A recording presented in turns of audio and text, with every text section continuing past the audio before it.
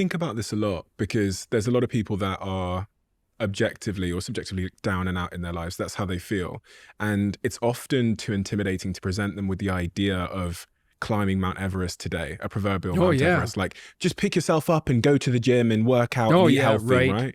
And that Yeah, no, that's not going to happen. it's like putting them at the foot of Mount Everest. But the small commitments we keep to ourselves are often really undervalued because they seem so trivial.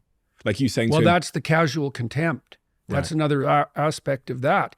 Well, one of the really difficult things to learn when you're down and out is how far you're down, because it's humiliating.